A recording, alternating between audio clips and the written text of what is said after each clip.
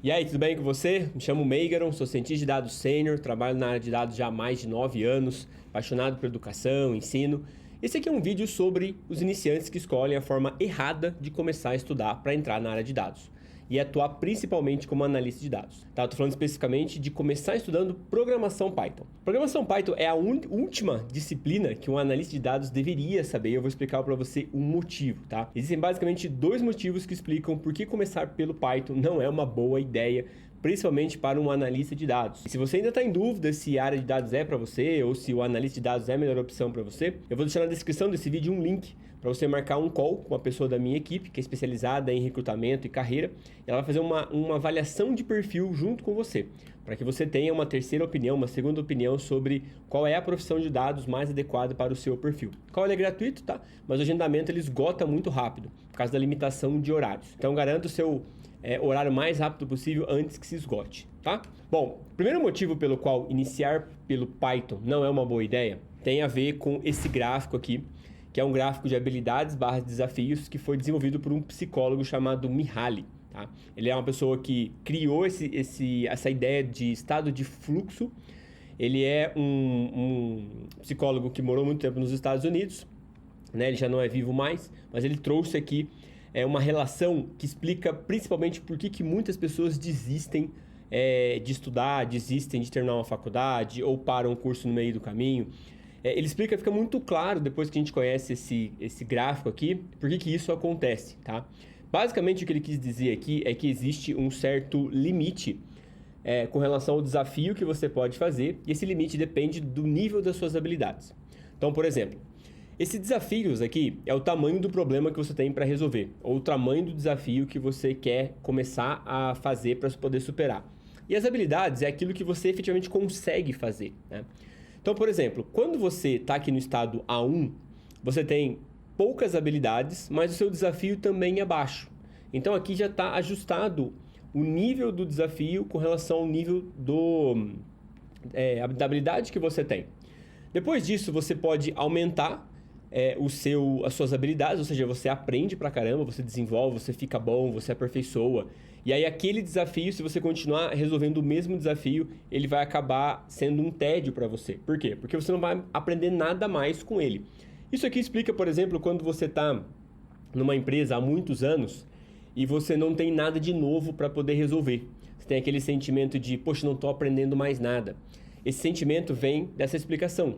O desafio da sua atual posição na empresa, ele é o mesmo já há 7 anos. Então, a sua habilidade em fazer aquele desafio, ela foi aprimorando ao longo do tempo. Mas o nível do desafio não foi crescendo. Então, hoje, o seu trabalho, ele é um tédio.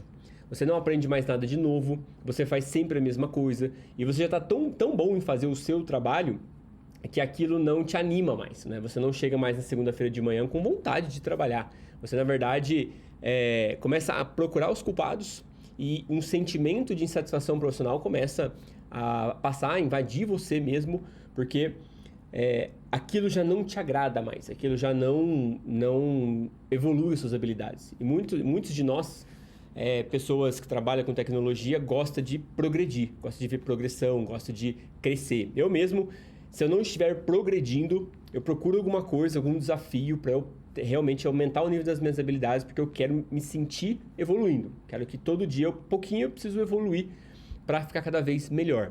Então isso aqui explica um pouquinho o estágio de tédio que você pode estar vivendo numa mesma profissão, atuando numa mesma área já há muitos anos, tá? Depois que você chega no estágio de tédio, para você sair daqui, você precisa aumentar o desafio. Ou seja, você leva o desafio para um nível máximo das suas habilidades atuais. Depois você então vai diminuir um pouco os desafios, aumentar as habilidades, e assim você fica quase que numa escada onde você aumenta o desafio e aí você fica um pouco ansioso. Porque quando você aumenta muito o desafio, aquele sentimento de não sei fazer, ele começa a entrar na sua mente. Porque o nível do desafio é maior do que as suas habilidades atuais. Isso aqui acontece muito quando a pessoa, por exemplo, vai estudar uma coisa nova, que é completamente diferente da área dela. Então, a pessoa passou muitos anos, por exemplo, trabalhando com planilhas do Excel, na área da saúde, e agora quer trabalhar com dados, ela conhece novas ferramentas, ela conhece novos tipos de análise, ela conhece programação, e ela fica imaginando que aquilo é demais para ela, porque o nível das habilidades que ela tem naquele momento é muito pequeno relacionado ao desafio que ela tem que aprender. Então, isso aqui explica um pouco por que você começar por Python não é a melhor opção. Porque você vai estar aumentando o seu desafio muito mais, colocando ele muito mais alto do que o nível das habilidades que você tem. Imagina você trabalha hoje com logística. Você nunca viu programação na vida. Mas você quer trabalhar na área de dados e alguém disse para você, né, algum especialista da área disse para você que você tem que começar por Python. Aí você vai lá, começa por Python, só que o desafio de aprender Python vindo de uma área onde você nunca teve contato com programação é muito alto. E muitas pessoas acabam ficando na área aqui da ansiedade por muito tempo. E se você não controlar essa ansiedade, você vai acabar desistindo, porque a ansiedade ela gera na gente o estresse, né? E esse estresse por longo tempo, ele vai forçando você a voltar para um estado menos estressante. Então você acaba desistindo. Por isso que as pessoas elas acabam desistindo do curso, elas acabam trancando a faculdade, elas acabam fazendo coisas, porque às vezes a ansiedade ela é tão grande, porque ela não consegue ver como resolver os desafios que ela tem pelo nível de habilidade que eles têm atualmente. Agora, vamos pensar num outro cenário. Vamos supor que você trabalha numa área de logística, você nunca viu programação, mas você atua com Excel, por exemplo.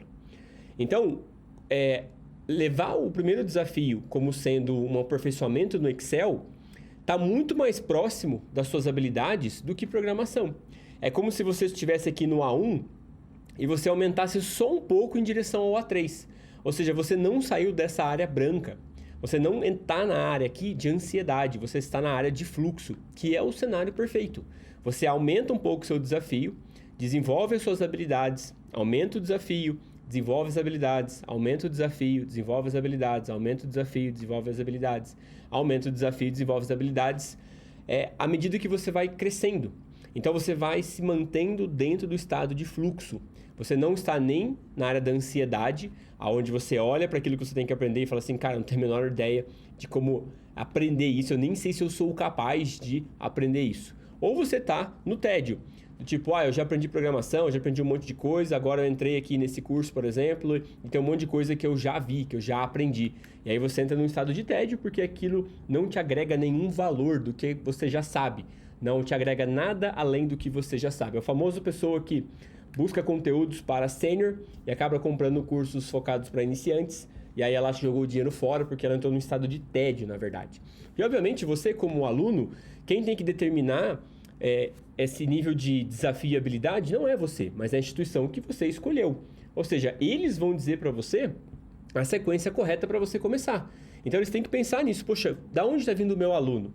O meu aluno ele já está trabalhando com Excel, por exemplo. Então se eu começar a trilha, começar o programa de estudos dele pelo Excel, o desafio dele é menor do que se eu começasse por Python, por exemplo. Então essa é a vantagem de você ter alguém que já pensou nisso para estruturar uma trilha para você, ao invés de você começar sozinho, com dicas da internet. Porque as pessoas que estão dando dicas da internet, ela muitas vezes não está pensando na pessoa que está assistindo, mas ela está pensando em fazer o conteúdo, em aparecer mais para as outras pessoas. Isso acaba confundindo as pessoas por causa do excesso de informação.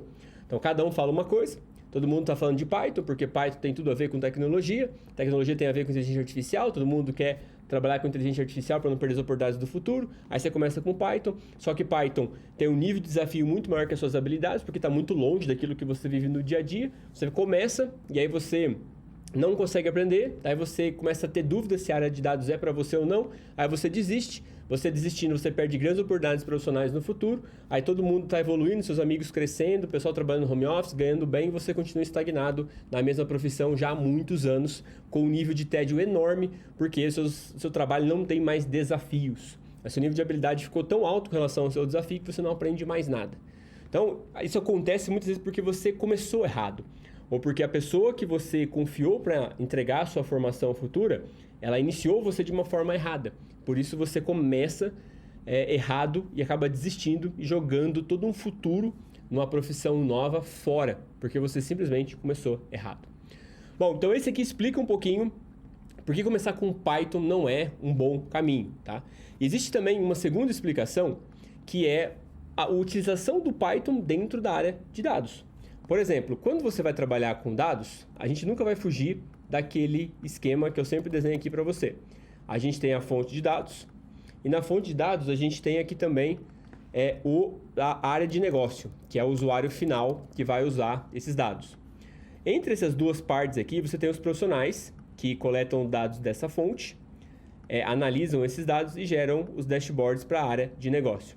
Então aqui dentro você tem geralmente o analista de BI ou o analista de dados. E todo analista de BI ou analista de dados, ele vai seguir um passo a passo para conseguir transformar os dados da fonte na área de negócio. A gente poderia trocar também aqui como sendo dados brutos por insights de negócio, tá? Então eu poderia colocar aqui insights de negócio, que é basicamente o dado bruto, só que trabalhado de uma forma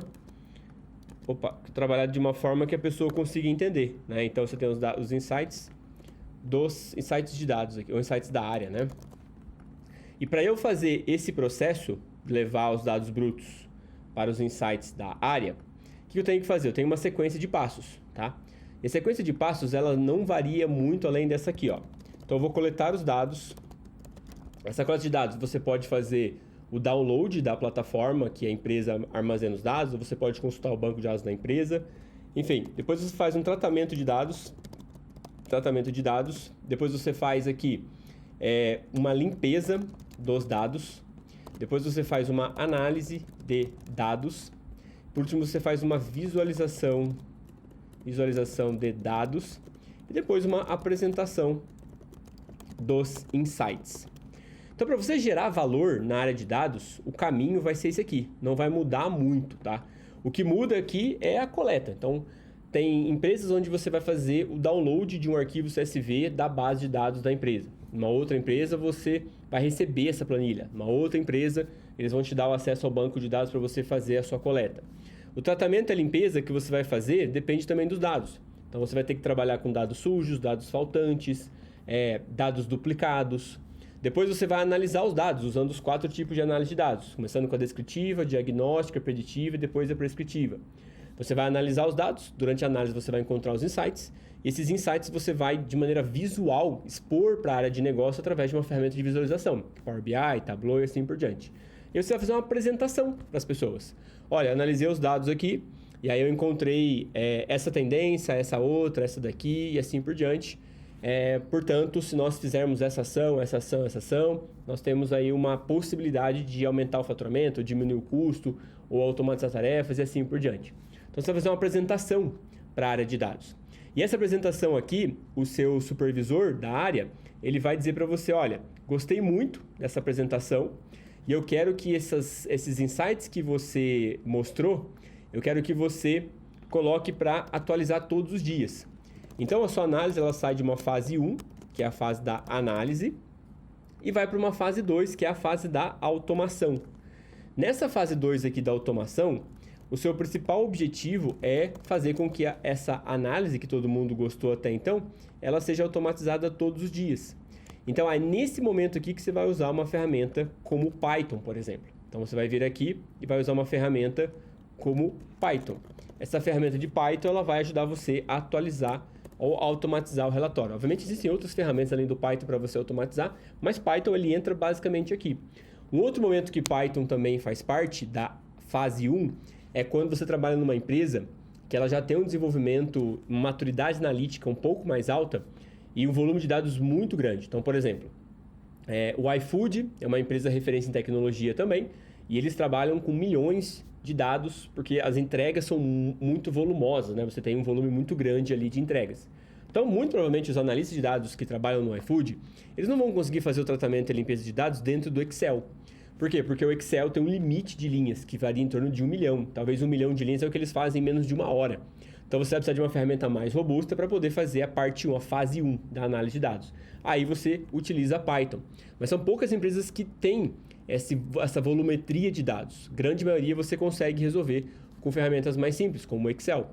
Só que na hora de você automatizar, você também consegue automatizar com o Excel, usando o VBA, usando o Power Query, mas ele não permite você conectar outras fontes de dados. Então, o Python, ele é uma cola. Ele cola vários sistemas, várias ferramentas, ele cola vários bancos de dados, várias fontes, ele trata de uma maneira mais ampla e ele consegue colocar em visualizações também. Então, o Python ele é essa cola. Você precisa aprender isso para poder ter essa independência profissional de usar várias ferramentas. mas isso é depois, numa fase 2, depois que você já gerou valor. Então, como analista de BI ou analista de dados, Python vai ser uma ferramenta que você vai usar lá no final. Depois que você tiver já gerado valor para a área, já tiver entregado valor ali através dos seus insights, feito as apresentações, e agora você precisa automatizar. Isso é no geral. Algumas empresas têm uma volumetria de dados muito grande, né? E aí você vai precisar do Python para conseguir fazer as análises que você precisa, certo? Então esses são os dois motivos principais do porquê começar com Python, principalmente para analista de dados, não é o melhor caminho. Você vai acabar caindo dentro aqui da área da ansiedade, e isso com o tempo, se você não conseguir desenvolver as habilidades, você vai acabar desistindo, porque a ansiedade ela vai fazer você ficar estressado, e o estresse vai fazer você querer voltar para o seu estado anterior, que era não estudar. E aí você não estuda, perde oportunidades futuras boas oportunidades futuras, mesmo profissionalmente, de trabalhar, porque você começou simplesmente errado, tá? Então, existe sim a forma certa de começar a preparação para a área de dados, tá? Sem gerar ansiedade, no menor tempo possível, de uma maneira mais leve. Se você está procurando um plano de estudos para começar, eu vou deixar um vídeo aqui, desse lado aqui, recomendado para você assistir e entender o plano de estudos que eu preparei para os meus alunos, e pode ser para você também.